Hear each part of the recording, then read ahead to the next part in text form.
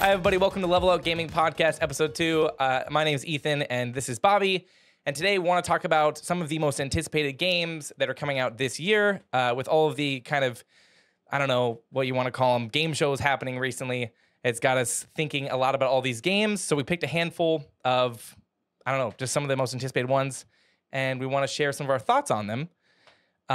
Starting with Final Fantasy 16, which comes out June 22nd. Why don't you give your thoughts first? Because you want me to give you thoughts? Just finished it the other day. Okay. All right. My thoughts on Final Fantasy 16. Gosh, I don't know. That demo was super good. A demo just came out like for the game. I don't know if it came out because of a game show. Do you know like why was it released? Was it just released? The before demo? the game? Yeah. I mean, there are some game companies who are starting to do more and more demos, which I like. I like that a lot.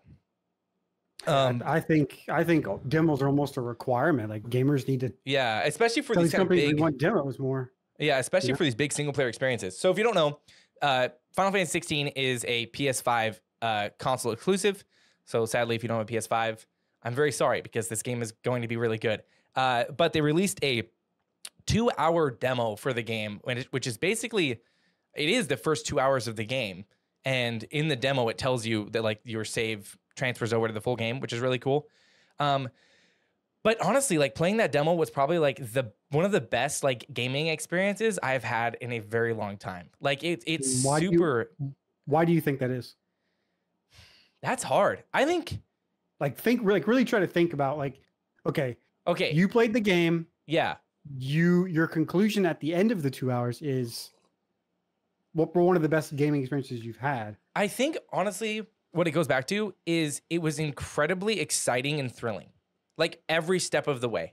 Like it was constantly just like exciting. And then also with the thrill aspect of it, the storytelling was like really good. Like reminding me of some of the best games, like my favorite games in terms of storytelling. Like the demo's only 2 hours long, but by the end of it, you're invested. You're done. Like you're hooked. Mm-hmm. Like I'm ready. I want to see more of Clive, the main character. I want to know this world more. I want to see what happens. So I feel like it's a twofold thing for me of like the pacing and excitement from like cutscenes to gameplay was super well done. Of like, you know, the moment something happens, then all of a sudden this cutscene comes that's just like absolutely insane and mind blowing. And then it throws you into more gameplay that's just like, again, insane and mind blowing. And that's another thing is the combat is super well done. Like I only played the demo through once. I didn't play the challenge mode, which I probably should have.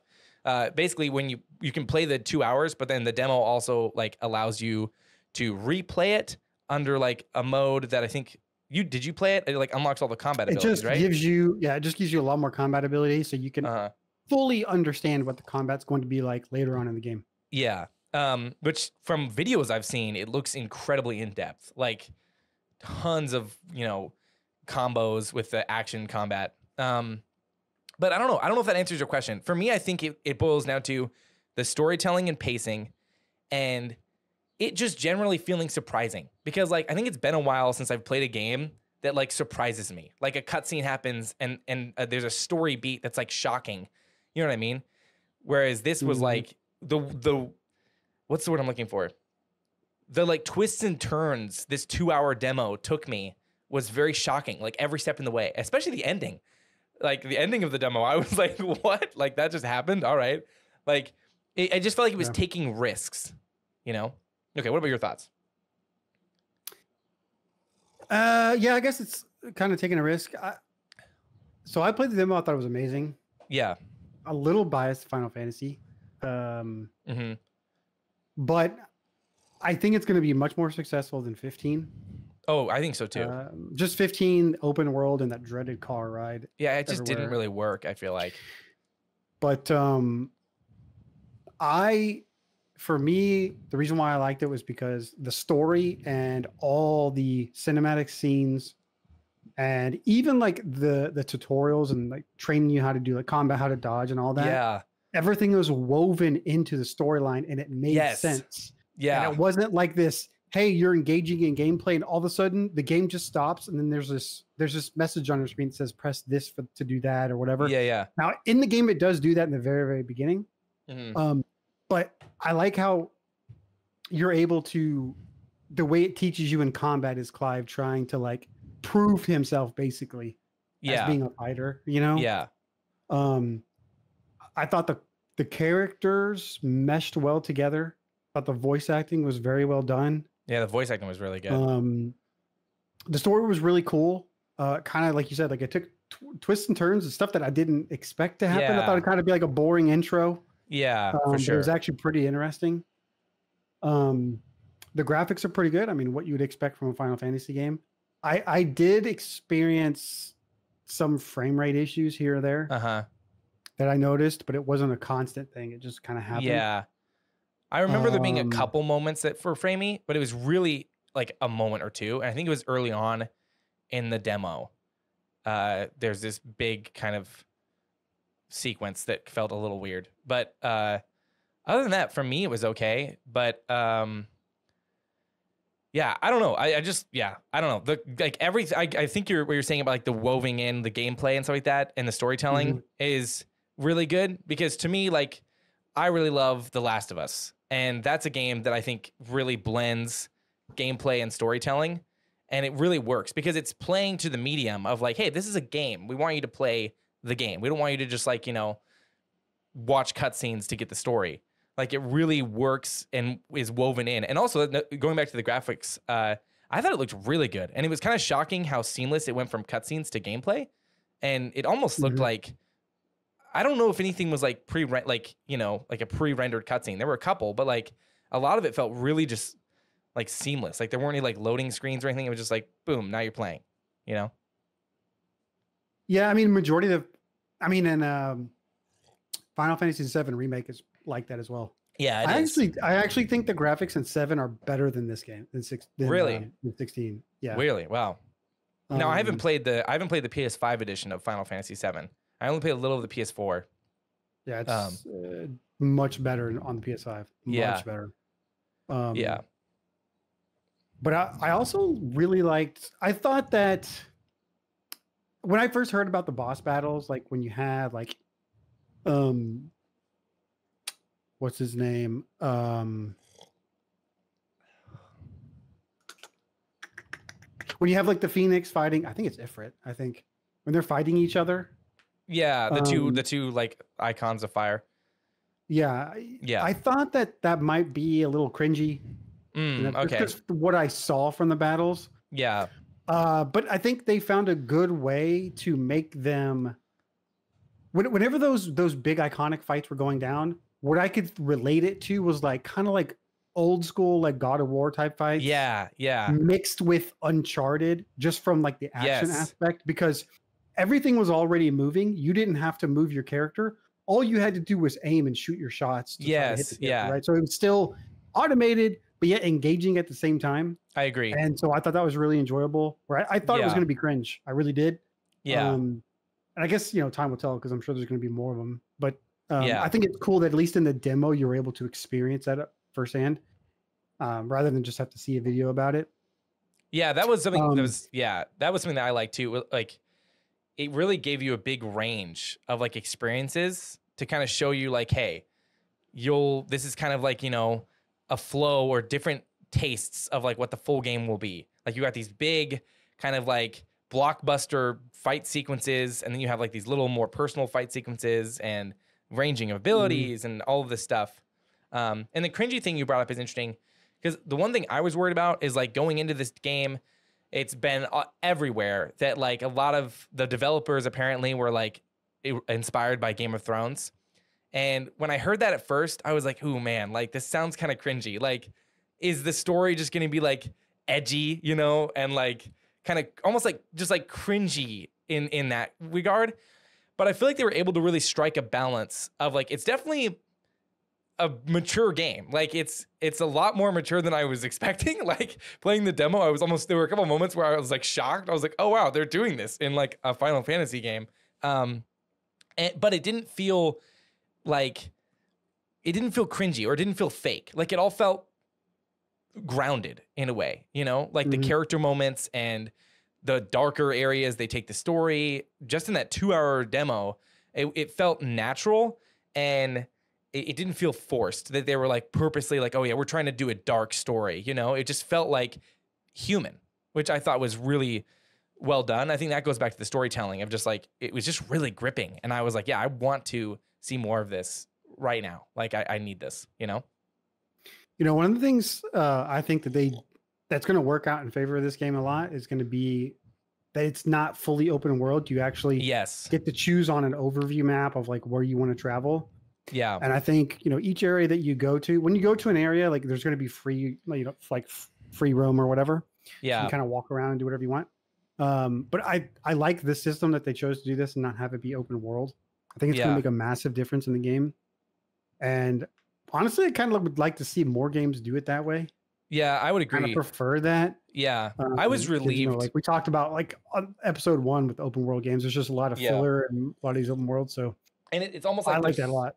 It's almost like open world games nowadays are so big that like they're becoming inaccessible to the mainstream audience, because it's like, okay, do I want to start another like, you know, giant Earth-sized open world game that's going to take like 200 hours to experience, you know, right now? And that was something for me when I started playing the demo.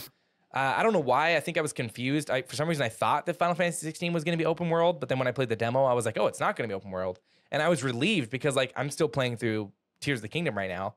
And I was like, I don't really want to start like another big open world game. So having this structure, I like a lot more, because then it feels, I don't know, it just feels a lot more like rewarding in a way. It's like, oh, okay, I'm going to go here and do this mission or whatever. And then it's like, oh, you're done. Oh, sweet. Like, good place to pause for the night, you know? I mean, in a way, it's kind of how 7 was. Because 7, you didn't really travel from place to place. It was done via cutscene. But like in most of those areas, you would get to a central hub, like a town or something. Yeah. And then there'd be like 3 or 4 branching paths from there that you could go to that was free range to kind of do whatever you wanted. And that's where the majority of the quests were. But that, I mean, that also has to pay homage to like the original. Yeah, kind of like the overworld map of like traveling from area to area in a way, you know? Yeah. But I think they're doing it the right way in 16. Yeah. I thought that the combo with the combat was pretty cool. Yeah. You can combo everything together and chain certain things together. Now, one of the things that I thought was really interesting, most video games, like they'll add accessibility options, right? Yeah. But in this game, they have the accessibility option. Like you can have it be story focused or combat focused. Yes, I did see that. Yeah. Which I think is more of like a difficulty, like easy or normal or hard or something like that. Yeah. But in the game, your character can wear specific rings, and those rings will there's one where it tells you when to dodge. It's like slows down the window for you to be able to dodge. And that's to help people who maybe aren't quite as good at action like RPG games with the combat and things like that, to be able to still play and experience the game, but have additional help if they need it. Yeah, I actually did really like that system of having them be like in-game items that you like equip. I thought I just feel like that's a really and they don't take like integration to it. No, yeah, it just kind of like just an additional thing. Yeah. It's like turning on an accessibility option, but they found a way to ingrain it into like the main character. I didn't play with any of them on, so I don't know what they were like. Yeah, I didn't experience it either. I did watch their extended demo when they were talking about all the rings. I don't remember what all of them do. I know one is to help you to dodge. Yeah, I saw a video of the dodge one, which that looked really cool. But I can't remember what the other ones are. But it's basically, I don't know, it's pretty. I think one of them auto combos for you. So like you can just one press of them square. is you don't have to press the different buttons. You can just press square. You can just press square, which I think that's really cool too. I like that idea though of integrating that to it, and that's something where like, you know, I really do think they're doing this right, and I have a feeling. Well, one, I've already seen so many people who don't own a PS5 buying a PS5 for this game, which I think is really crazy. But I also just did that same thing for Horizon Forbidden West, and like I feel like this is a game that's like really just getting people interested.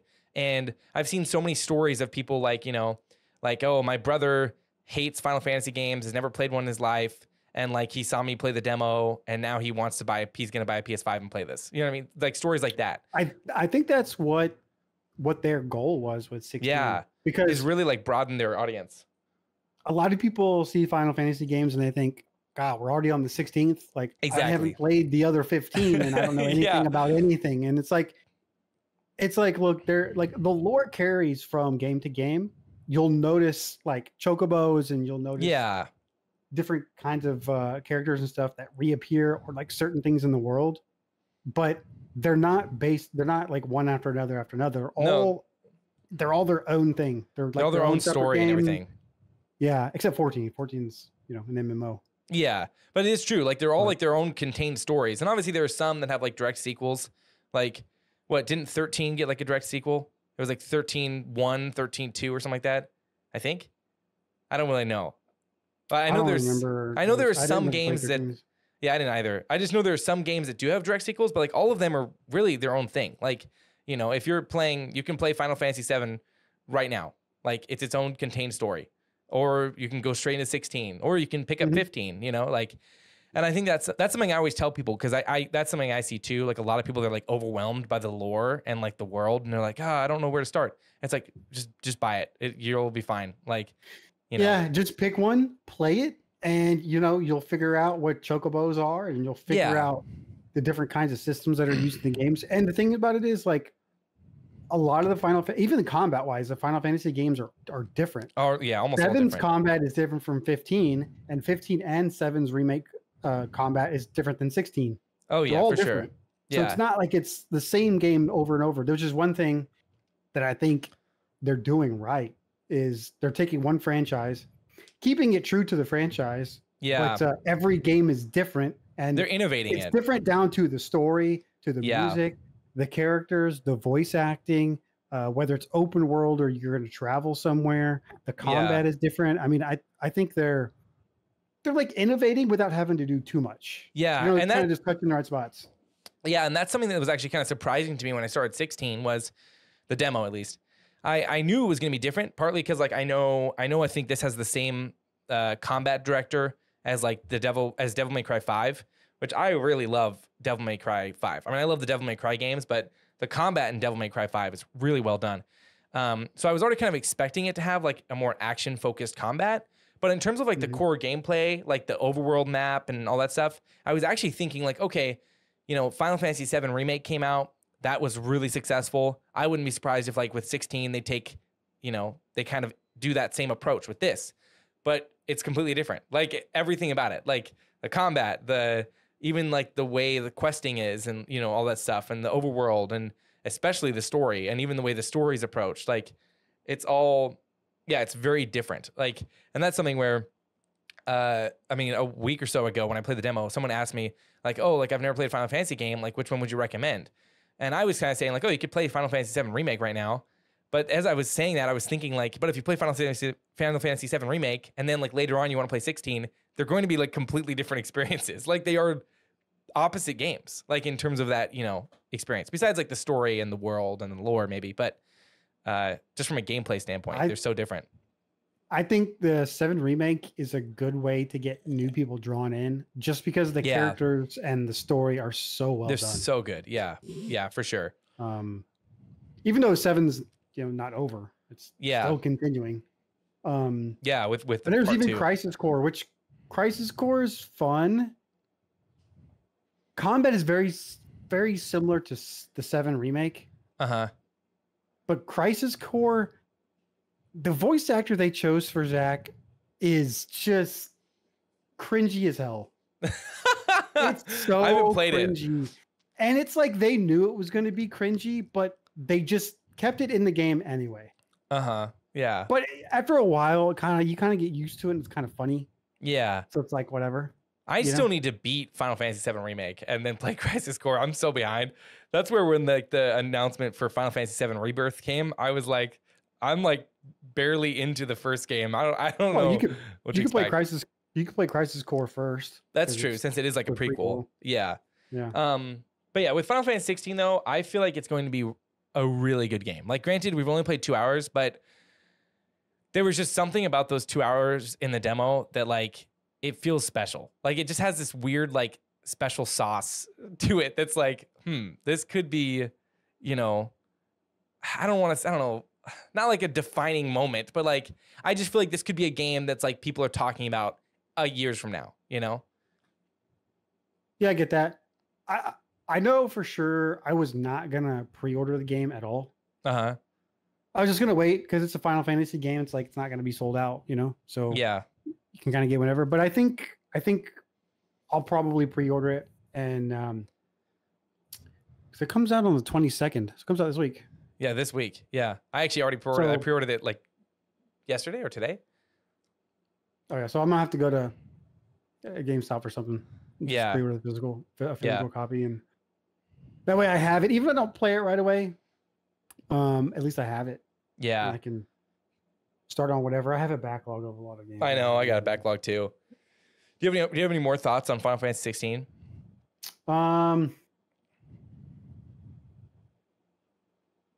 Last thought is, I mean, the music is great as always. Yeah, I feel like the music in Final Fantasy, that's like always a highlight. And they just do a super good job with the music. Yeah. Other than that, no, I think that's it for me. Okay. And that again is coming out June 22nd, which is literally this week of us recording this. The next game, What is that, Thursday? yeah, this Thursday. Yeah. Really soon. I always pre-order games really late, but I've never been one to like pre-order like months or years in advance. I've never done that. For me, it depends. I'm never really in a rush to do it. Because Yeah, neither it's am like, I. why do you need to rush? The only way you need to rush to do it is if you try to get like a collector's edition. Yeah, or if it's like Because a those Nintendo, do sell out pretty quick. or if it's like a Nintendo physical release, I'll pre-order. Yeah, something crazy. What game was that for Nintendo? Metroid Prime Remastered. I know that was having like physical. That had issues. issues for sure. Yeah, Yeah, physical copy issues for sure. Yeah. I think it was.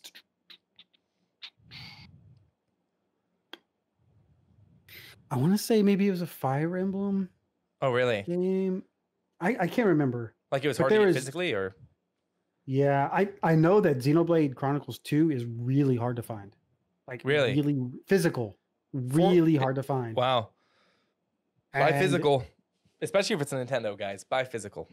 And they actually even have a DLC for Xenoblade 2, and the DLC costs more than the actual game.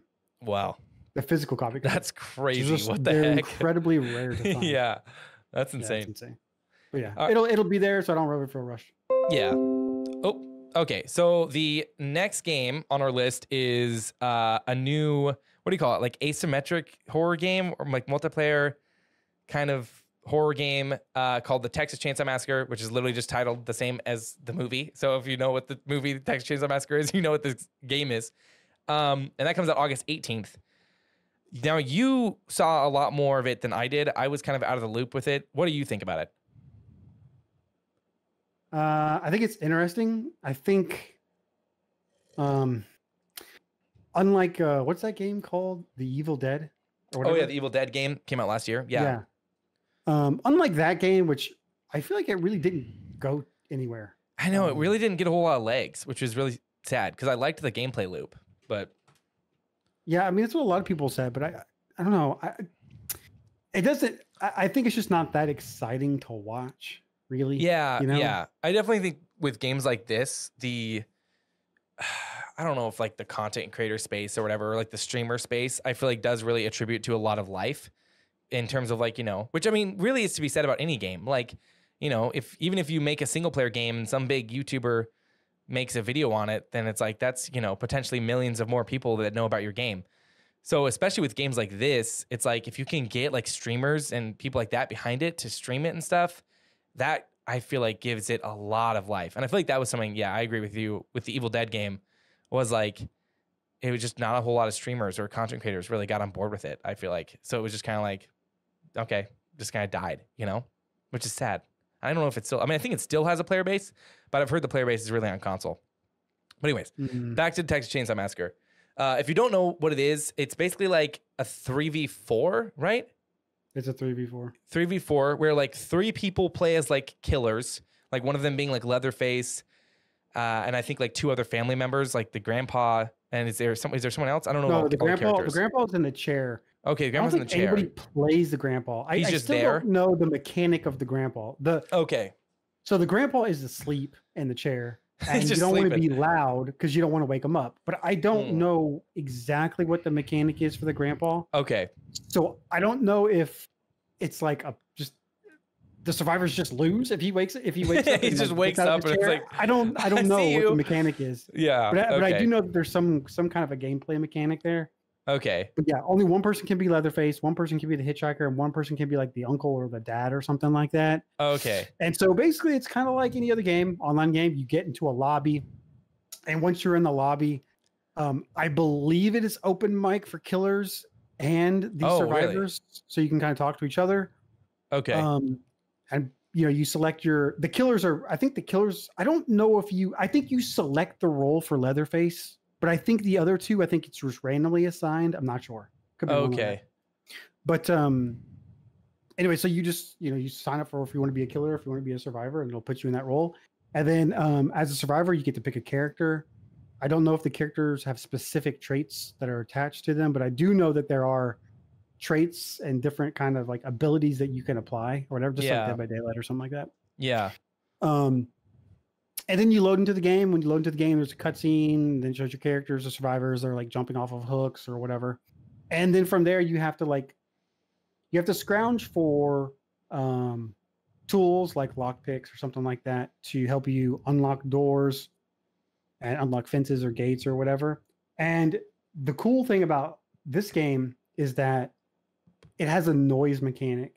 So like you have to press E to perform a function like if you want to pull a bow, like there might be like a skeleton on the ground. If you want to pull a bone out so you can like have some kind of a defense. Yeah. There's a noise mechanic where if you just smash E constantly, then there will be a noise alert, but it's visual as well. You can see it. It has a little sound emoji or whatever, and then it has these waves that come off of it, and it's red. Okay. And so the killers can see that on the map. Yeah. So they can say, okay, somebody's being loud in this general area, right? And if the killers know the maps really well, then that works to their benefit. So you can sneak around or you can be loud, and there's bones hanging from doors. So if you just slam through doors, if you slam doors shut, those kind of which I thought was really unique because I'd never seen that in a video game before, especially an online game that's a horror based. So that's true. A pretty cool component of that, and I think. Obviously the goal of the survivors is just to survive, escape, and right? And eventually escape from whatever the map is. I know that survivors are supposed to find I think there's multiple ways to escape. I think there's the main escape route, which is I think out the front or the back of the house. Like there's a big gate. That's like the main way to escape. But then I think there's also like a secret hatch that's like in the basement. And I think in order to get it, you got to find the fuse and take the fuse to this fuse box. And I think there's maybe more than one. There's a little mini game you have to play with the fuse box with like matching stuff or lining something up. And then you pull this handle and then there's the hatch opens, but it's only open for a certain amount of time.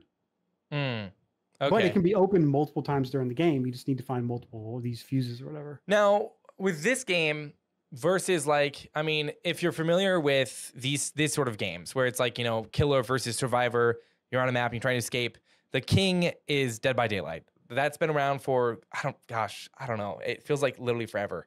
And that game is still, despite, varying opinions about it and, how they're handling the game, very alive and well and successful. I mean, they just announced Nicolas Cage is coming to the game as a survivor that you can play as. So they're really doing well.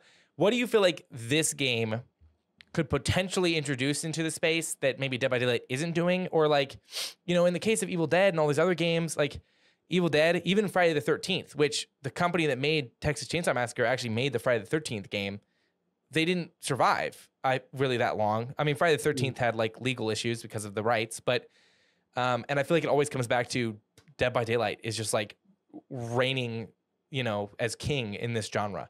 I think with Dead by Daylight, it's all the collabs. Yeah, it's really keeping it alive. That's what carries that game. Yeah. I mean, because when you have any type of an online game, you're gonna have people who hate what the developers are doing. They hate the direction that the game is going to go into, but they're gonna love playing that game. Okay? Yes, they're gonna hate it and love it. I actually think that's how I am with Dead by Daylight. People who are just indifferent. They don't care because they don't play it often enough to care. They just play it with friends to have fun, and that's it. Yeah. And then you have people who play it because they just like to grind the ranks, right? So whatever changes happen here or there, they don't care. Yeah. But I think with this, I think this game, I really, even though the overarching goal of the game is the same as DBD, I don't think that they're direct competitors. Yeah, it looks a lot different. The Chainsaw Massacre just has so many more layers and more elements to it than Dead by Daylight does, I feel, with like, just like the noise mechanic alone is like really, really cool. I mean, I know Dead by Daylight has a noise mechanic as a killer. Like if it's you're a little more rudimentary, though. Jump over something, there's a notification. Well, it's more visual. It's like, yeah, you'll see like tracks, or like, in Dead by Daylight, if someone startles birds, you'll see the birds fly away. But it's not as like a direct, like there's a lot of noise threats, with Dead by Daylight. I think the big separator between the two is the map designs. Because like in Texas Chainsaw Massacre, like you're in a house. There's multiple floors. There's an outside. Sometimes there's like a garden area and like a driveway and a backyard or whatever. Like that's fine. But there are so many pathways that survivors can run through to escape that forces you as a killer. It's like either you know the maps really well and you can navigate. Yeah. Or you give up on that chase because there's nothing else you can do. Yeah. You go do other things. Well, I think that I think just the map creation. I think there's Texas Chainsaw. I believe when they were doing their beta, I think it was a beta test. I think they had 2 maps out at that time. They looked very similar to me, so I couldn't tell the difference. I'm sure they'll have more maybe in the full game, maybe. Yeah, they're talking about which I wonder how they're going to do that. Yeah, because also it's Texas Chainsaw Massacre, which is like they're always famously set at like farmhouses. So it's like this time it's a bigger farmhouse. But yeah, which most of the look, there are Dead by Daylight maps that are multiple floors, right? So I'm not saying that the multiple floors is like the setting factor between the two games, but what I'm saying is that in the Texas Chainsaw Massacre, the way that the maps are designed is there are very narrow corridors, and it is a house. It's just a house. Where like with Dead by Daylight, there are some houses, but the houses are a smaller portion within the map. Yeah. In this game, the house is the map. So maybe it's more like tight and claustrophobic, and also maybe more like traversal areas and stuff. Which I also think, talking about differences, and this goes not only between like Dead by Daylight and Texas Chainsaw Massacre, because I mean there comes a point where like comparing the two is just like trivial, but more just pitting Texas Chainsaw Massacre against the genre. To my understanding, this is like the first time somebody's introduced multiple playable killers, and you're working as a team versus like, Dead by Daylight, Evil Dead, the Friday the 13th game. They were all like, there's one killer and, you're playing as this whereas like, the Evil Dead did do something a little different where you can kind of like, spawn in monsters and kind of control that a little bit. That's a little bit different, but that does feel a lot different in terms of like 3 killers versus 4 survivors. I feel like that could introduce a lot of maybe more challenging gameplay on both fronts. But then also, I don't know. I just feel like that's a little interesting. I don't know. I'm not sure why. I just feel like that's interesting. I don't know. I can't really put a word on it. I just feel like that's because new. The way that it goes, the way that it goes in Texas Chainsaw Massacre is that because you have 3 killers, you have to work together to achieve your goal. Yeah. Which is nobody escapes, right? That's the goal. So you have to work together. So whatever it is you need to do, whether it's blocking passageways, turning on, spare generators or whatever, locking doors, you have to be able to depend on whoever's on your team to be able to do that. To keep so that you can win. However, I think as a survivor in this game, you do not have to play as a team. Interesting. You can escape all by yourself. Oh, you can. You don't. Okay, interesting. You do not have to depend on anybody else. Yeah. So the dynamic there's quite different between the two, but I think you're right. I mean, when you have 3 killers, if you played the game a lot, and then all of a sudden you get one person on your team as a killer that has never played before, it has no clue what's going on. It could be frustrating because they have no clue what's going on. Yeah. However, the game has VoIP. Yeah, that's cool. Are you sure that killers have VoIP? Yes. Killers have VoIP, and then I believe survivors have their own VoIP. It's not joined together. It's only joined together in the lobby, I think. But interesting. Killers have VoIP, and then survivors have VoIP separately within the game. Okay. Wow. Yeah, I think those are all things. That's something that Dead by Daylight has never had. They've never had VoIP, which probably is a good thing because that can be that scene can be a little toxic. But Oh, yeah, I don't know. I Well, definitely. any online game will be like I mean, that, yeah, any online game. But yeah, I don't know. I also feel like the 3v4 could really make it refreshing because I feel like with something like Dead by Daylight or even Evil Dead, just like a 1v4 situation, it can be it can start to become a little repetitive, especially in Dead by Daylight. If you're doing the same maps, you're playing the same killers. It's just kind of like, okay, I go here, I check this generator. Like you end up just doing the same thing. Well, I think, well, like in Dead by Daylight, like there's a gameplay loop that I think every match you play is different, right? Yeah. And DBD based on your movement, which is based off of survivors' movements and what they do, and so on and so forth. But I feel like in Texas Chainsaw Massacre, each game is can be vastly different because you have more players interacting with each other. So you have 3 killers. So, that's a lot. Unless you just have a team of friends and you all know how to play the game very well and you're killers, then your game might be very similar, right? Yeah. To each other. Because I don't know how like the items and loot spawn. I don't know if it spawns in specific locations. I don't know if the fuses spawn in the same locations. I don't know if like the handle to open the hatch, if that opens in like on the same in the same spot on every map. Yeah. On that map every time. I don't know how that works. I would assume that that's not the case. I would assume that they spawn in random parts of the map because otherwise people just memorize that and the game will be over before you know it. But you can, as a survivor, there are small little pathways that there are cracks in the wall that only you can go through and the killer can't follow you through the crack. Yeah, I saw that. Yeah. There's also like pathways where you can duck under and go through. And I think the hitchhiker and the dad or the uncle, whoever it is, I think they can go under there, but Leatherface can't. Which makes sense. Yeah. So he has, and so that's the other I think caveat to the game is that the dynamic between the killers, like I think it's the hitchhiker. He has like a wooden stick or whatever, so he can hit you a lot, but he doesn't do a lot of damage. That's hilarious. Yeah. It's like a stake. Yeah. Okay. Yeah. It's like bonking you over the head with a stick. He can hit you a lot with it, but he doesn't do a lot of damage. Yeah. Versus maybe like Leatherface. 2 or 3 shots. That's a chainsaw. Yeah. Yeah. And I feel like, I mean, the one thing with these games I'm always curious about is like longevity, and really goes back to like any, multiplayer only type game. And you had mentioned like, we talked about Dead by Daylight and the, collabs and stuff like getting Nicolas Cage or having Michael Myers in the game. And with a game like this, that is like, it's Texas Chainsaw Massacre. You know what I mean? Like there's not much room there to like expand. And I feel like the one thing with Dead by Daylight, you can really compare this also to Fortnite, is that the collabs attract new players. Like I haven't had Dead by Daylight downloaded in a while, but man, when Nicolas Cage comes out, I'm going to download the game, buy Nicolas Cage and just experience that because I want to, you know what I mean? Like, and same with Fortnite. Like like this year we got into Fortnite partly because of just like, it's kind of fun. Like, oh, I got the xenomorph skin. I can run around as a xenomorph and like, fight people. Like it's goofy, but there's something about that just like makes it more fun. And I feel like that's something with Texas Chainsaw Massacre. It's like, what do you feel like they would have to do to like maintain longevity? I would say for me, I think it's one, creating like a good gameplay loop that's refreshing. But then with games like this, you really need content otherwise it's like, okay, I've played it for a month or a couple weeks, played all the maps, played all the characters, I mean, I think the gameplay loop is there. Okay.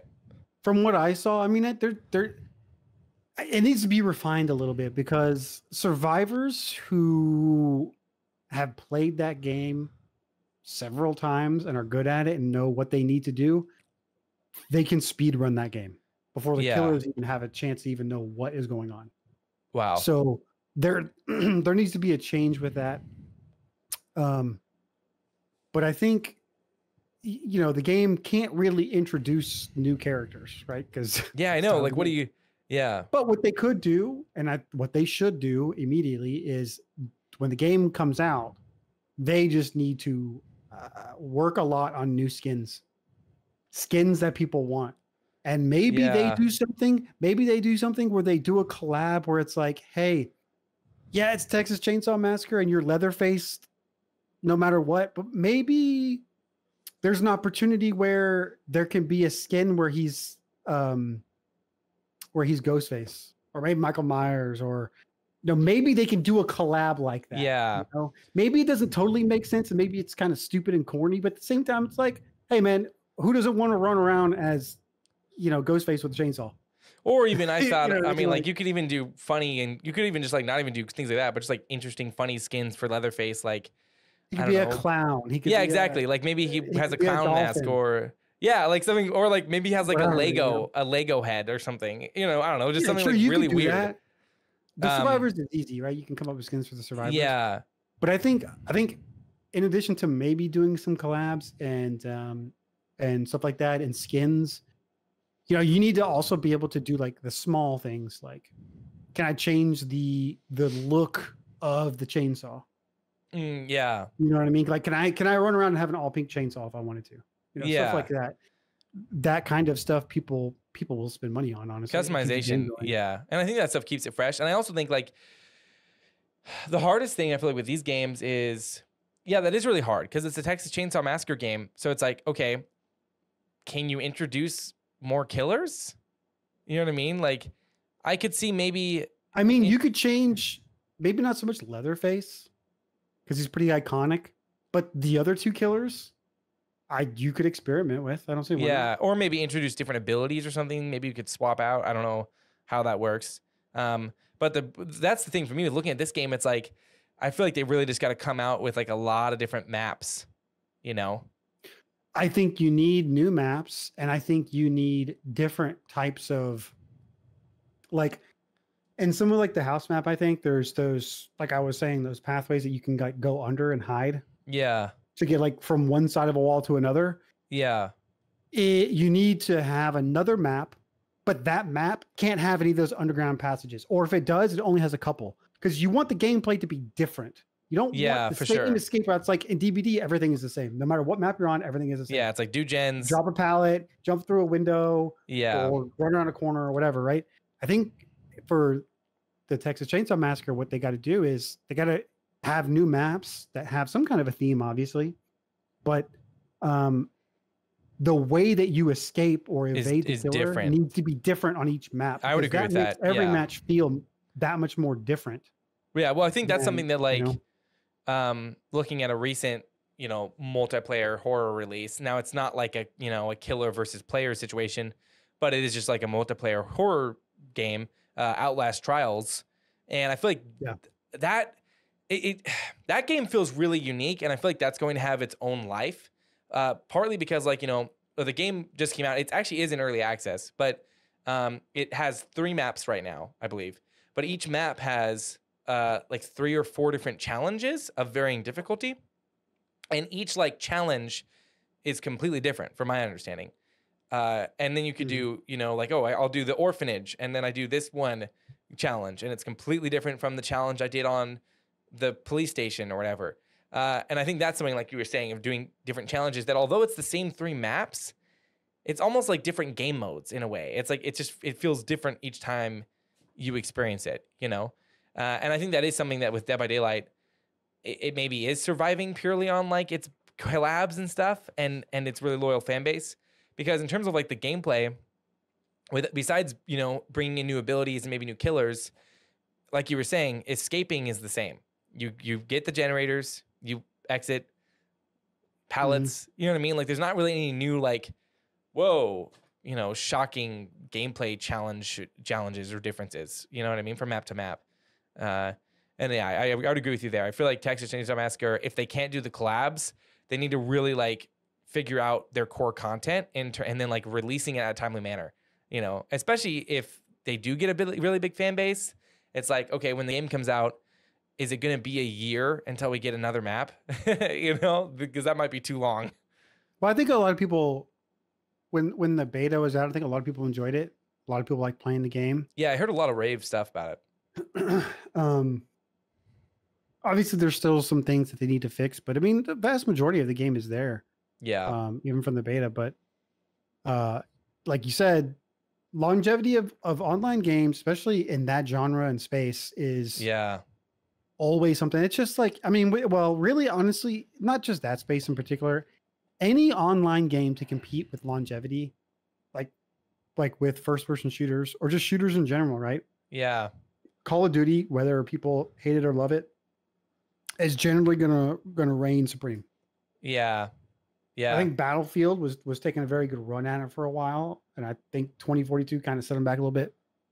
You can also look at, I mean, another game you can also look at is like Destiny 2 or just Destiny in general. Despite my disagreements with their formula. I think Destiny is a little bit different because they're like an MMO hybrid. That's fair. Yeah, that's so true. I see what you're saying. I think that they're a lot.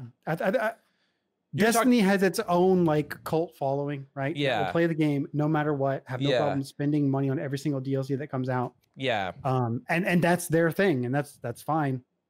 But I mean, like, when you have something like, so you have like Call of Duty, right? And you think about how many other shooters have come out that nobody cares to play anymore. Yeah. And I don't mean battle royales. Okay. I mean like just online shooters. multiplayer team-based shooters, right? Yeah. I know that Ubisoft is coming out with X Defiant. Yeah, which actually looks really good. The movement looks good. I mean, I know they can make good gunplay and good movement because they made Rainbow Six Siege. Yeah.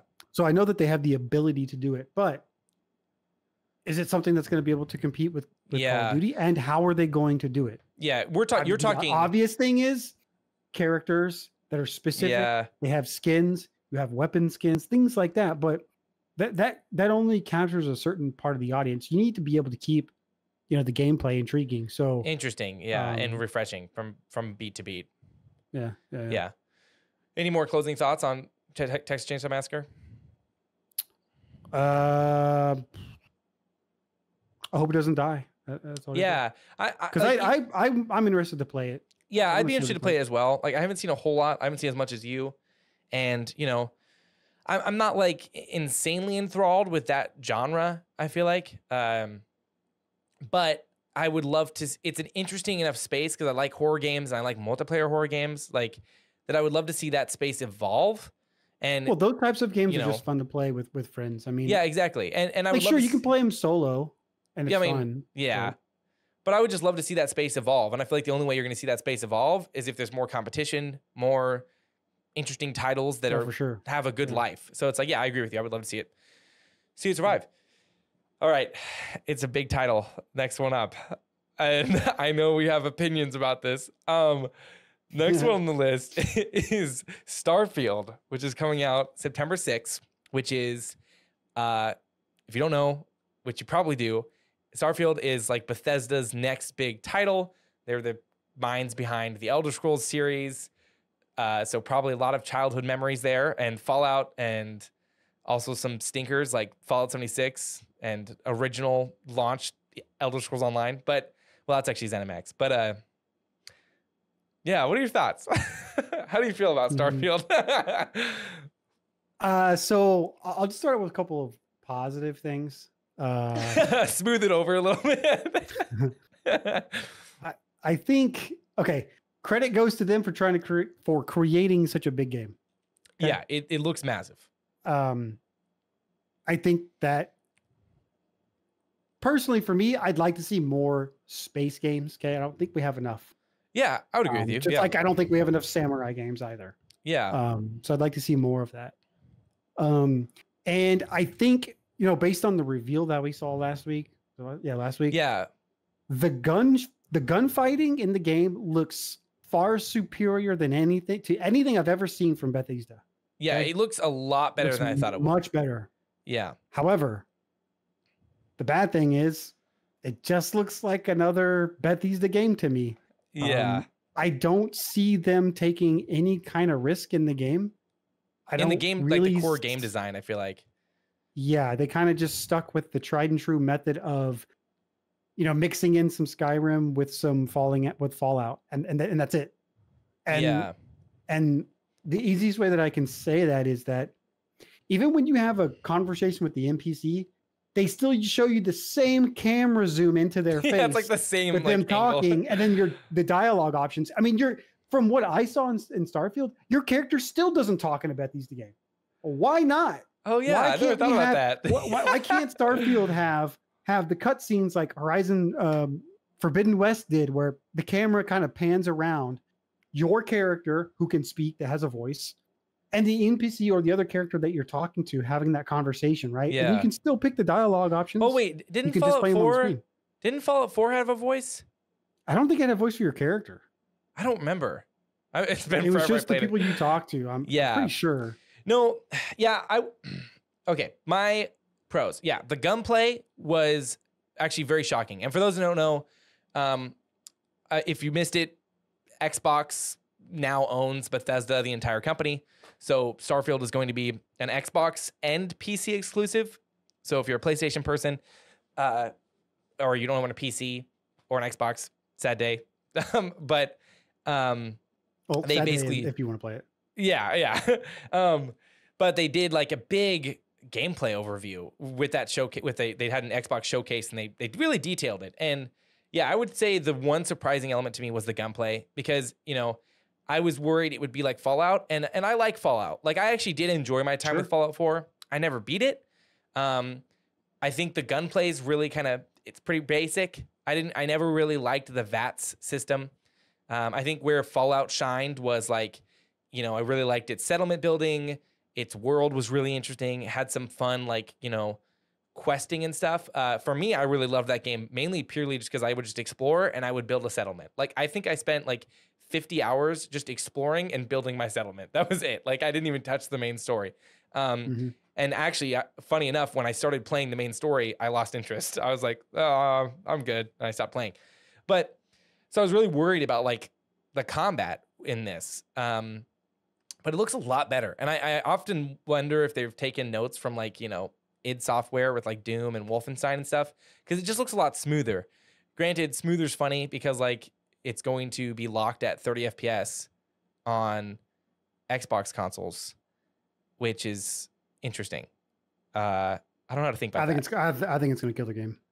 I don't know. That just feels who weird. Wants to? I don't understand. I don't agree with this concept of keeping the graphic fidelity, but giving up frames. Yeah, because I care more about frames for me personally. Yeah, I don't really care I'm not going to be graphics. playing it.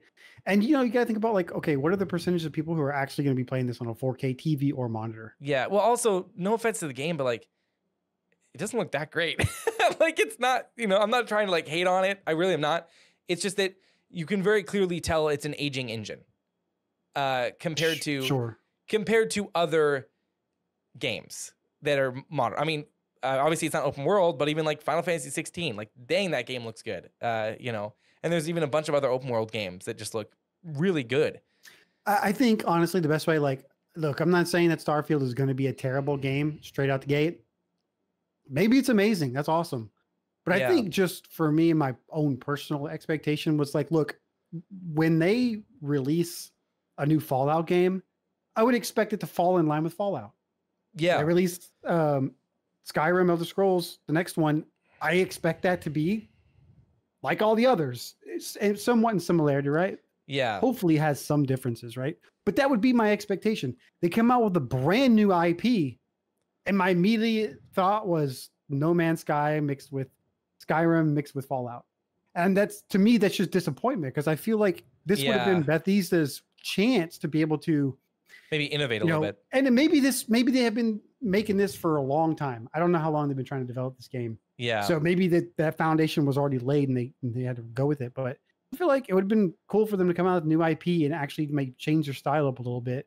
Yeah. But also, I think people who are fans of Fallout and Skyrim, that style from Bethesda is like their trademark, so to speak, with how they, with like the communication, the NPCs, that specific camera zoom in on the face, like that is Bethesda, right? They do it, and it's kind of like their shtick, I guess. And I guess I understand people would want that in their games, but I was kind of hoping for something a little bit different. Yeah. And like, here's the best way that I can, because I feel like I'm explaining it, but I'm doing a horrible job getting the point across. But I feel like best way that I can explain it is when I looked at the gameplay or even just the trailer of the game, I wanted to experience it as a new experience. not be able to immediately think, no, I know exactly what you're saying. Why does this look like No Man's Sky to me? Oh, why does this look like Fallout? Wait, I recognize all these remnants of Fallout in here. Like, which even when you get to create your character, you can spend hours doing it. Cool. You can do it in Fallout. Yeah. And then also you create your character. Oh, you get some traits. Oh, you get these random traits. Okay, they've already done that. Yeah. And so many other games have already done that. I see what you're saying. And granted, I feel like maybe they could have put some kind of a spin on it. Yeah. You know, like, okay, it's cool that you can pick traits for your character and there are pros and cons to that, right? That's cool. I think the ship building is really cool, but how far can you really fly the ship? I mean, we saw what does that mean? It looked like it was a cinematic just to go into space or whatever.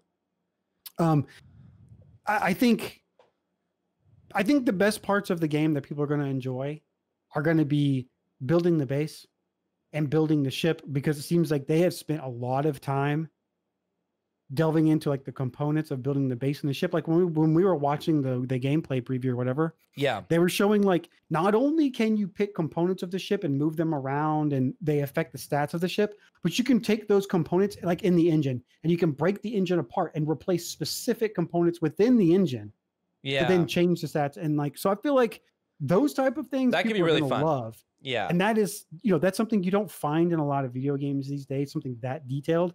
Yeah. So I'm glad that they took the formula that they already had in most of their games for base building, especially like Fallout, and they just expanded it. Right? Yeah, and that's made it a little more unique for the game. Yeah. But all the other stuff, like, and to give me a different opinion, they wouldn't have to do much, right? Find a different way to mine for materials so it doesn't look like No Man's Sky. Yeah. That's one. And two, don't give me that camera angle that just zooms into their face with dialogue options. If you would have just changed it to a cinematic of some sort where the camera just pans around or whatever, you can watch your character, another one, and the NPC or the other character talk, and your character was voiced, I would have looked at Starfield from the outset and been like, damn, that's a new game. Yeah, no, I see what you're saying. Those characteristics that, let me say, like... Yeah, and granted, it's like, you know, obviously these are our opinions, but like, I am more on like your Bobby's opinion, but I do understand where some people could look at Starfield and be like really excited because maybe you do just really love what Bethesda's got going on, you know, and that's there hasn't been a good Fallout game in a long time, right? So this will fill that void for a lot of people, even though it's not Fallout, it's Starfield, you know? Yeah, that's true. And there hasn't been an Elder Scrolls game since 2012. So it's like, you know, but I think for me, it is something that like, you know, I don't go to Bethesda games for the storytelling. I really don't. Like, a lot of times I feel like their storytelling is pretty like, I don't know, uninteresting, I guess. Maybe that sounds a little harsh, but like the storytelling is never like when I fell in love with Skyrim, I wasn't even really thinking about the storytelling. It was just the world and the gameplay for me that really hooked me in. And but I think Skyrim, when it came out, was a little bit different because Skyrim has a lot of nostalgia for a lot of people, right? Oh yeah, for sure. And when it came out, I think it was game breaking when it came out. Right? Oh yeah, it's really not anything like it, to like up to its level. Anyways, so we'll see what happens when the new Skyrim comes out, or Elder Scrolls. Yeah, when Elder Scrolls comes out, when the new one comes out, we'll see what the reaction is from people and how great is it.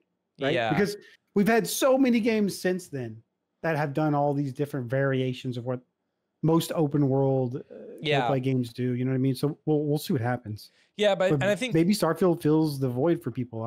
Yeah, and I think that's the one thing. Is like, okay, like if you love this game design, you'll probably really like Starfield. You know, for me, I agree with you. Like, I would have loved to see something a little bit different because to me, something that I like seeing in these beloved developers is when they try something new. You know, like when maybe a studio that always makes open world RPGs, all of a sudden their next game is a linear experience. You know what I mean? Like different, just tossing, like throwing things around and moving things around. And then it's like, oh, wow, this is how blah, blah, blah does this experience, you know?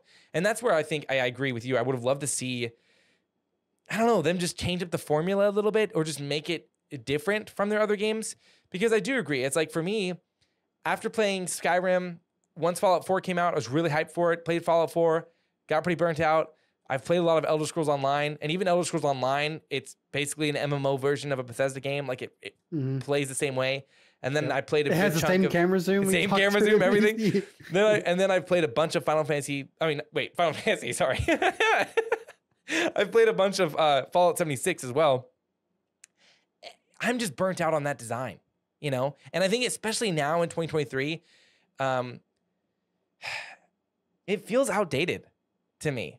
Like it, and I think that's where I think there is a lot of nostalgia tied to Bethesda.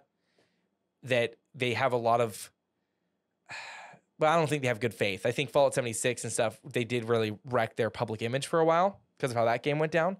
But I don't know. Like, I think for me, every time I see Starfield, it just feels. They did put in the work for 76 to be better. They did. So. They definitely rebuilt that game.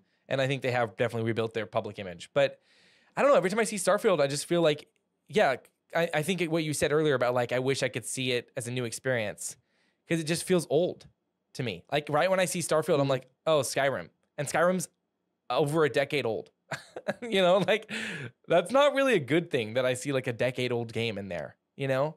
And I don't know. It's really weird. I don't know. Like I'm still going to play it partly because I'm an optimist and I'm just like, I really want. Skyrim was so exciting to me when I played it for the first time. And I don't know if I'm like chasing a high, but I'm like, I really would love for Bethesda to surprise me again and give me that experience. Yeah. But I agree with I that. don't know if it's possible. Like, I don't know if it is. Hey, look, I got Game Pass. They're going to put it on Game Pass. I saw that too. I'm going to play it. Yeah. I don't know if I'll buy it, but. Yeah. But also, I feel like I did see, I don't know if it was a post or a story. I saw it on Twitter where Bethesda was saying that even though this is their biggest game that they've made, this is also going to be one of their games that's not going to have that many bugs. Yeah. They said they've been testing the heck out of it. So yeah. I don't know about that. I don't know about that just because I don't have any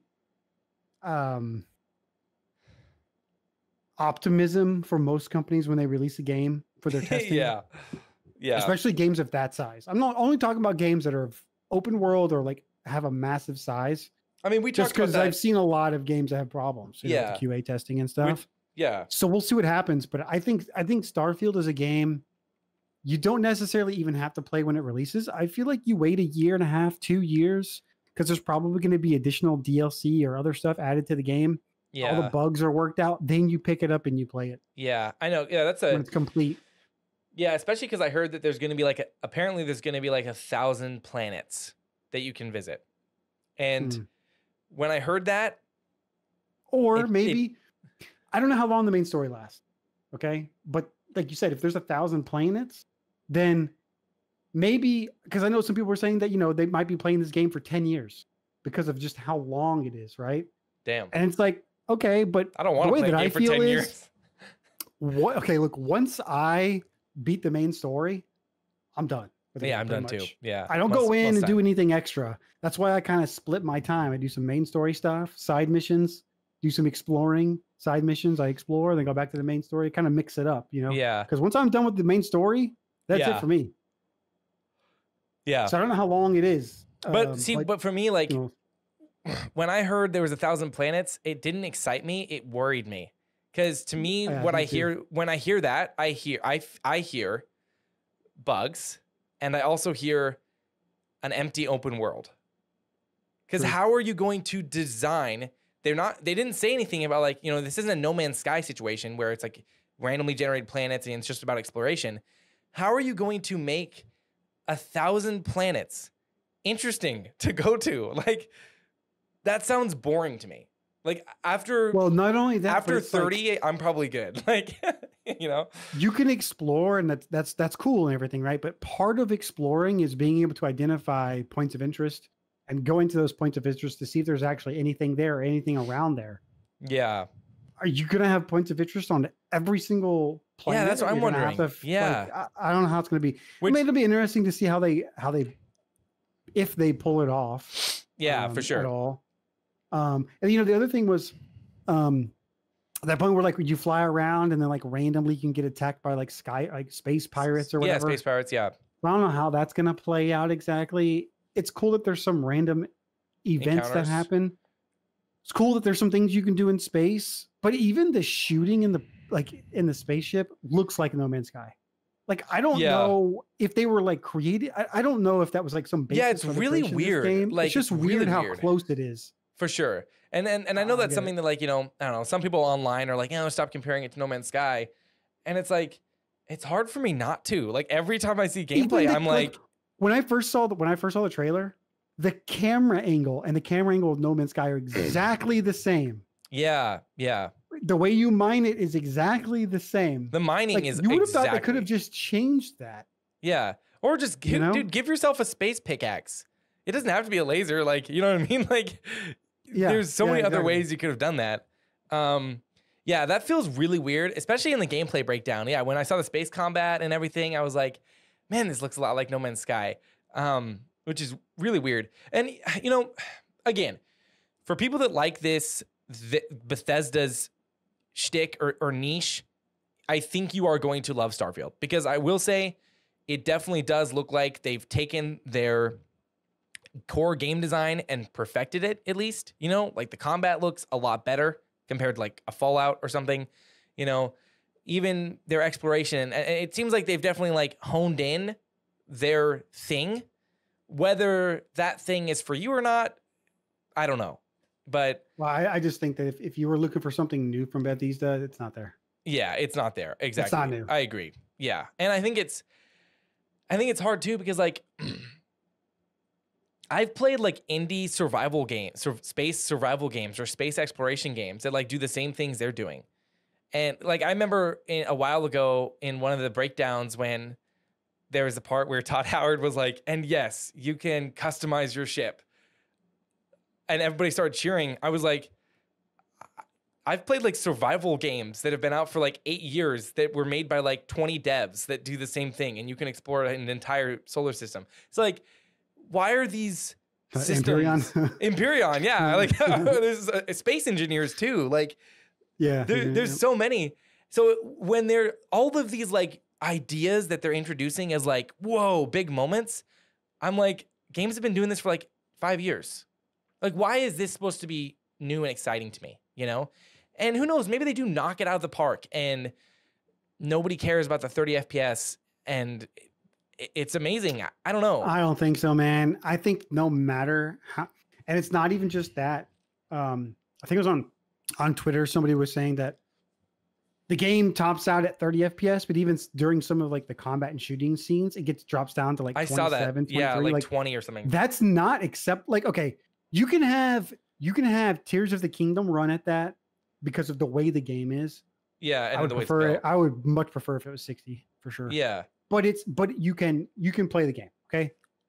In a game like Starfield where there's so much action, you're moving around, there's explosions, there's it's also first person. Like you can't do that at 30 FPS. And yeah, for sure. I understand in the past we did that, okay, with Skyrim and all these other games, we did that, okay? But when if you've only played Skyrim back on the old console, like PS3, or even PS4, and you've only seen it at 30 FPS, play it on a PS5 or play it on a PC where you can get 60 to 100 frames, and it's a new game. Yeah, it's a new game. Yeah, it's so crisp, it's so smooth. It's like the game you've never played it before. And I feel like Starfield, maybe on PC, is going to have much better reception because they can't lock the FPS on PC. I hope it runs well on PC. It could also be a situation where it's like, no, it just runs bad on PC, you know? And yeah, maybe it might be the issue. That might be the issue at initial launch. Yeah, and 30 FPS is super weird because, like, you know, I get it. I understand some people's take. Some people have said, you know, have talked about how, like, you know, the idea that like these Xbox consoles actually have really great hardware is outdated, and that is true. Like, an Xbox Series X is not going to compare to my PC. You know what I mean? Like, and basically some people's defense was like, you know, the Xbox wouldn't even be able to run it. But that also just, it feels weird to me. Then it's like, okay, then maybe you need to like, maybe instead of doing 1,000 planets, you do 500. You know what I mean? Like, scale your game back. But that doesn't make sense though, because I don't get it. Look at all these, like, for example, okay, I'm still going to say like Horizon Forbidden West on console is one of the best looking games I have ever seen in my life. Yeah, it looks really good. The sand moves, the plants move independently. There is wind, there are dust swirls. I mean, there are footprints. The waves come up. The sand is dry. The waves come up and retreat and the sand is wet. Like there is so much going on in the game. PS5 can handle it, stays at a constant 60 FPS no matter what. And you know, the Xbox is supposed to be the most powerful console. Why can't it run Starfield at 60? Yeah, it is a little weird too, because like you know, thinking about actually this The interesting game's comparison. instanced anyway. Yeah, I was just bringing that up. Exactly, I was just thinking of That's that. the only thing it's rendering is the instance. planet. You're not rendering the And solar you go to system. space, and it's The probably much cutscene. bigger. But And that's something I was thinking about of like comparing it to Tears of the Kingdom. Tears of the Kingdom is an open world, but you can go to space. I mean, not space, sorry. Lincoln space. Dude, that'd be cool. You can go up in the sky islands and you can go down to the ground and then you can go down into the depths and it's all like seamless. Like it's all just like, woo, Yeah. not saying, you know, granted, I don't think the depths are rendered in. I do think that like when you're going down into the depths, it does kind of like load in, but that, well, in Tears of the Kingdom too, though, if you look close enough, you will see a scan line in front of Link. oh the yeah, direction you're running, and yeah. it's loading graphics as you go. Yeah, for sure. But Right. that's something, yeah, you're right though. With it being an instance thing, like, okay, you go down the planet, it's a cutscene going to space, I think. So it's like, all right, either way, you'd still be loading it in. Like, I don't know. It is really weird. The more I think about it, like, and then again, going back to like what I said about the graphics, it's not a very pretty game. No offense, but like, I don't think it's a very pretty game. It looks like a better looking Fallout 4 to me. It's just a Bethesda game. So then with that, okay, why is this game that does not look as good as, you know, other games? Why are you, I don't know. That's weird. I'm kind of fishy about it. Like, why is it really that the Xbox just sucks that it cannot run it? So they were like, sorry, dude, we got to cap it at 30. I think the statement that they said that they pushed out was that they don't want to give up any of the graphic fidelity. That's so weird. I don't like that because again, I don't know. Look at No Man's Sky. That looks like, I don't know. Look, I think the vast majority of people who are going to play this game on PC are going to play it in 1080p because they don't have 4K monitors because they're super expensive, right? Yeah. And maybe even the vast majority of people who are going to play it on console and Xbox probably aren't going to be playing it on 4K TVs either. I don't know. Yeah. I mean, 4K TVs are pretty cheap nowadays. They are. But in any event, them making the stance, you should let the player choose. Do I want this in graphic fidelity or do I want this in the frames? Let me pick because I'm the one who's playing the game. Like I want the experience to be the way I want it. Yeah. You know, which that's something so many PS5 games have that. They give you love the that. The performance or you know, graphical mode. And that is something where like, you know, when you put a game in the graphical mode on PS5, it does tend to run in 30 FPS. But that's your prerogative. That's your choice, you know? Like I like graphics. Okay, I don't care about frames. All right, awesome. I like frames. And also, you know, like, for instance, a recent game I played that I tested out the two modes was the Dead Space remake. And between if I were to put the performance and graphical mode next to each other, there wasn't a huge visual difference. So it's like, okay, I'll just pick the frames. It's normally in the details, and I think also you've got to put it on a 4K TV. To that's very true. And that come out. That is very true because I actually haven't played that on a 4K TV yet, even though I have one. I don't know. Starfield's a weird one. I think obviously you and I do definitely have our strong opinions about Bethesda as a whole. I've been just really burnt out on Bethesda, which is, you know, they had a lot of good grace for me with Skyrim. And then just over the years, they just kind of slowly like lost me. And I think you brought up like when Elder Scrolls 6 comes out, there are so many open world games nowadays that have really innovated the space. And we even touched on that, like, you know, last episode was open world games. And there has been so much innovation through, you know, side questing and world building and storytelling and all this stuff within the open world RPG space that like, it's hard for me not to feel like Starfield and Elder Scrolls 6 is going to feel dated, you know, especially Elder Scrolls 6. Like, is that game just going to feel, it probably, my prediction, Elder Scrolls 6, whenever it comes out and sees the light of day, is literally just going to be a bigger, prettier, more refined Skyrim. Well, yeah, but I think that's what people expect. No, I know, but I think what I'm saying is like, that to me isn't good though, because like the Skyrim design is outdated already. You know what I mean? Like what Skyrim did is already outdated. So if they just follow the same game design, but just make it prettier and more polished, then it's like, okay, why would I play you over like, some other big open world RPG?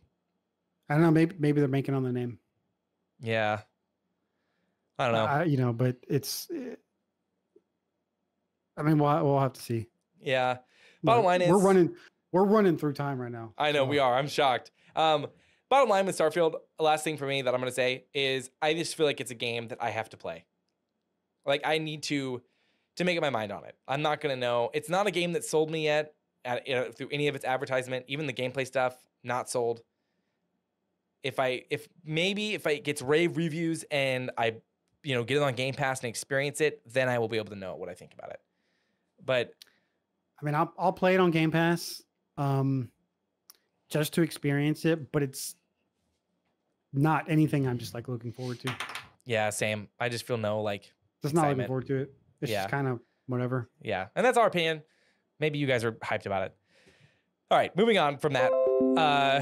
We're moving into Especially another. If you disagree, leave a comment. Yeah, please tell us too, because we want to discuss about this stuff, and I would really love to hear people's opinion. If you're like hyped about Starfield, I would love to hear your take.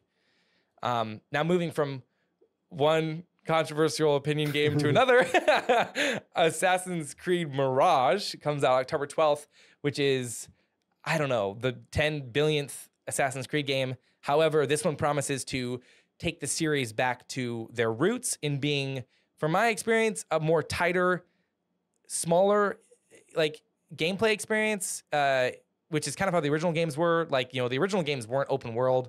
You had more of like these kind of open instances that you could explore. And that's kind of what this one promises. And I think it looks like every other Assassin's Creed game that's ever come out. It does not look new. It does not look innovative. It looks uncreative to me. I mean, I agree. I think the character creation, the clothing, the exact same style. Identical. Yeah. The way you can jump from above and these blades come out, it's the exact same thing. Yep. Not that I would expect them to do anything different on that. It's kind of like the cool thing to do for an Assassin's Creed, Yeah. But like the things that we were saying, like as we were watching the gameplay video of like yeah. the movement of the character doing parkour, jumping from log to log to log, and jumping over like sides of buildings and stuff, and just all the parkour elements of the game look the exact same as all the others. Yep. And then during that gameplay demo, or I don't know if it was a demo or trailer or whatever, when that dude shot an arrow at the main character, that's the same sound of the arrows firing they had in Odyssey and they had in Valhalla. They have even updated the sound graphic or the sound audios to like different cues, like shooting a bow and stuff. And I don't know. I like you. I watched that and I just said, how does this change your franchise? Anything? Yeah, exactly. I sit here and I look at it. It looks like the exact same. Like I played Odyssey. I played Valhalla. They were fun games at the time to play. Never even beat Valhalla. I don't even care to, because I sometimes think like, oh yeah, you know what? I should re-download it and jump back into it, right? But then in the past times where I've done that, I've re-downloaded it and gone in and played.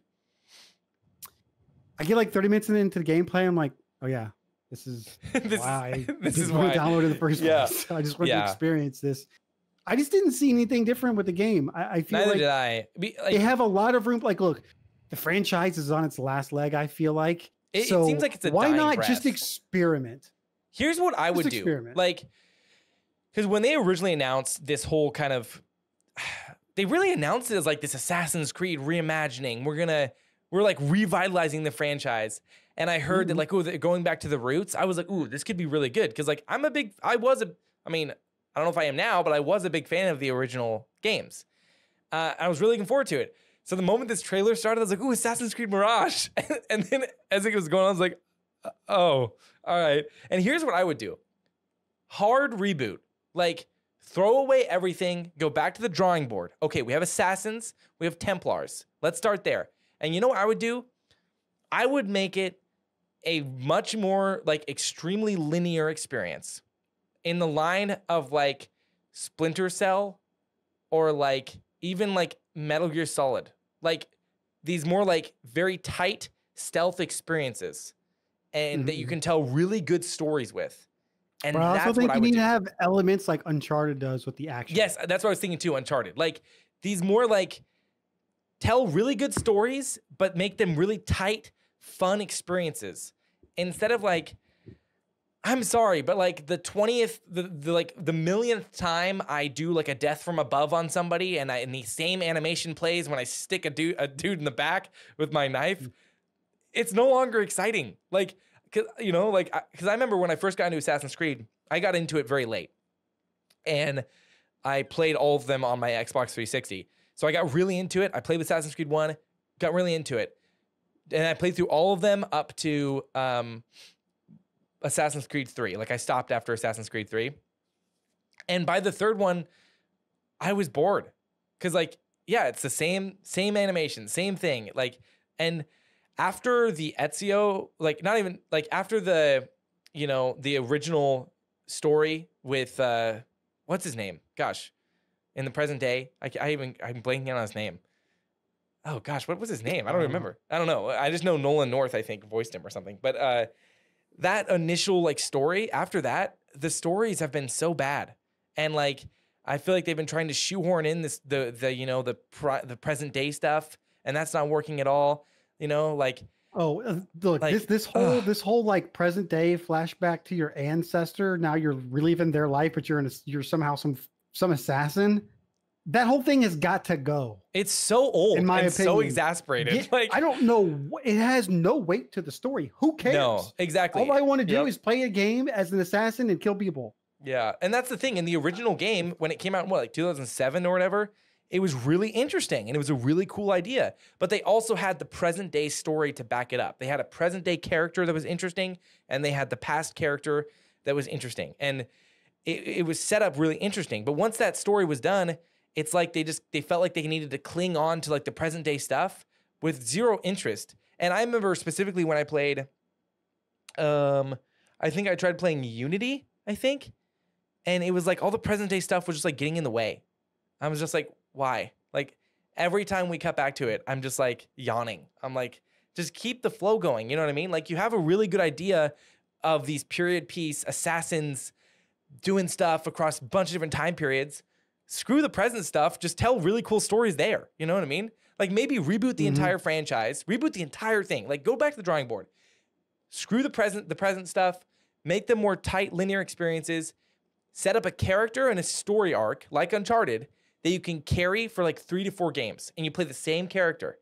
That would be much more interesting to me. It's like, ooh, Assassin's Creed 2. I get to play as blah blah blah again. Hell yeah, you know what I mean? Like. Uncharted 2, I get to see what Nathan Drake is up to now. Something like that, like something more personal versus like, here's Assassin's Creed Odyssey and 2 characters you don't care about. Like, all right. Yeah. Like, yay. No, yeah. I agree 100%. Yeah. Yeah, sorry. Yeah. I feel like I was rambling there. Do you have any thoughts on that anymore? No, I've just, Yeah, I don't know. That's one that I don't think I'll play. Well, I told you, like I personally, any games that involve a desert or sand or maps level like that, I'm immediately not interested. I don't know why. I'm just not interested in games that have that stuff. So yeah. All right. Those were the 2 controversial ones for the day. This next one's kind of interesting. I feel like for the sake of time, these ones we can kind of I mean, we can go through. Yeah. This next one's kind of interesting. Lords of the Fallen. It's coming out October 13th. And this is probably a lot of people don't even know about the original game. It was an original game called, I think it was called Lords of the Fallen, or maybe it was called The Lords of the Fallen.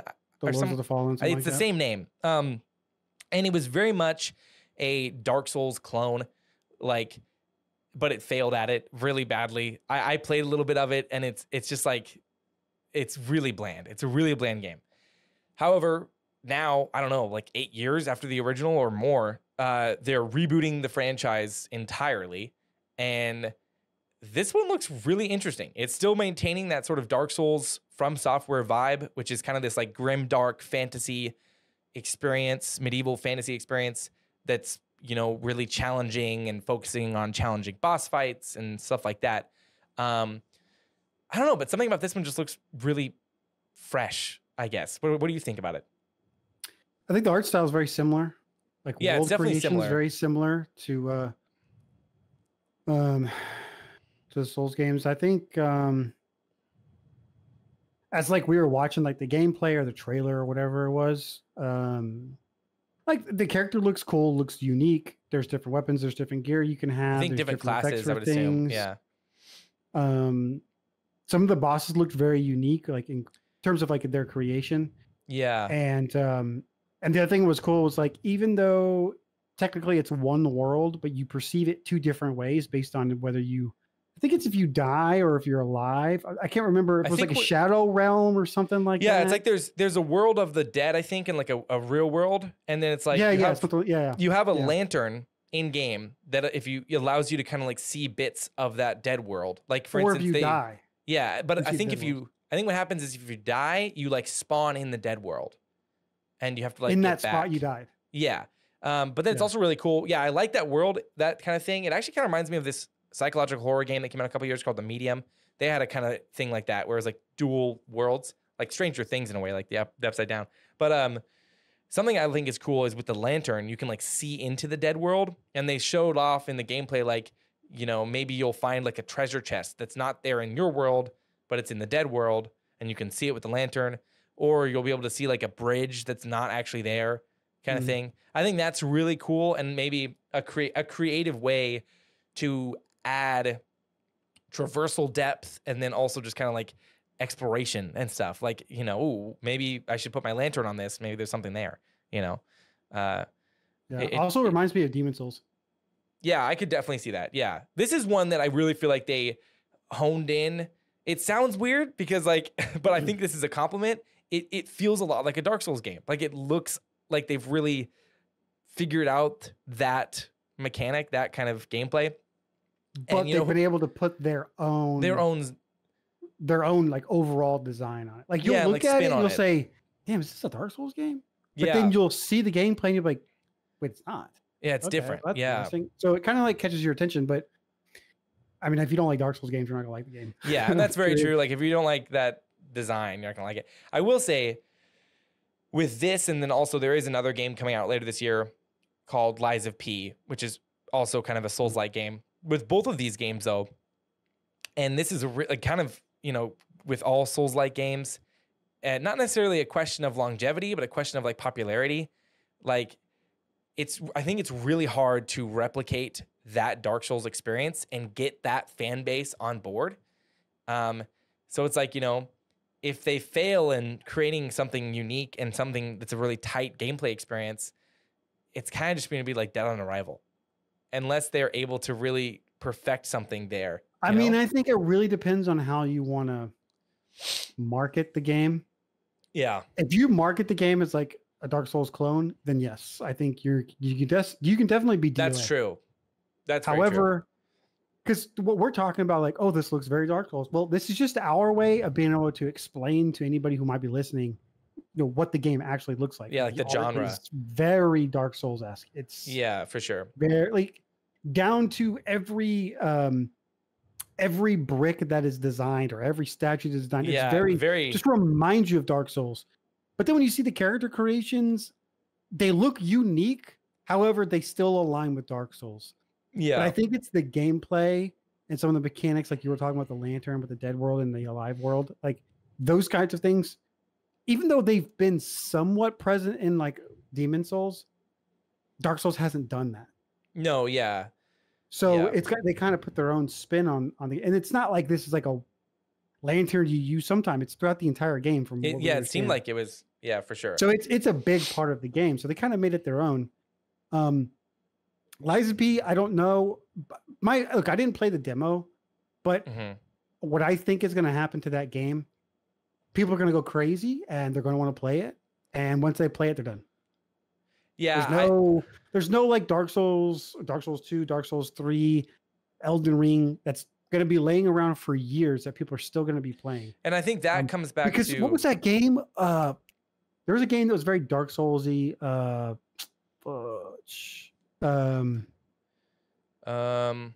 was that one where they were like They looked like they were machines. Oh, Something Steel. Steel Rising. Steel Rising.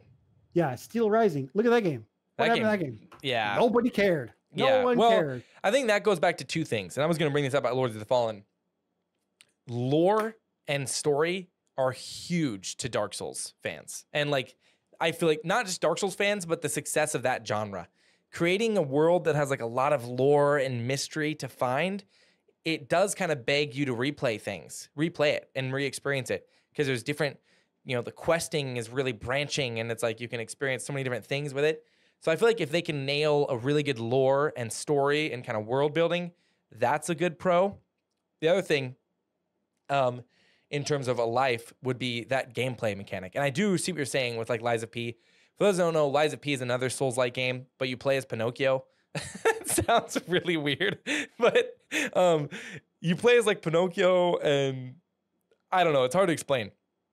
But I think that fact alone, that you play as Pinocchio, like it's a predetermined character, versus like Lords of the Fallen or Dark Souls, you can create your character, you can choose your class, you can use different weapons, and there's a lot of different routes you can go, which, and that's something where with Dark Souls, you see a huge life of like, I played as a wizard. Okay, now I'm going to do a pyromancy run or a big chunky knight run, or I'm going to be naked the entire game. Like, hey, naked is the way to be. Naked's the way to go. So yeah, whether it's a successful experience, I don't know. I think, again, yeah, if they really tighten up that gameplay experience, it could be something successful. Any other thoughts?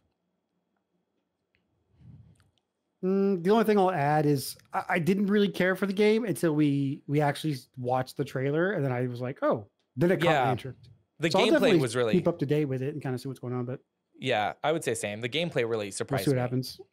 Yeah. Okay.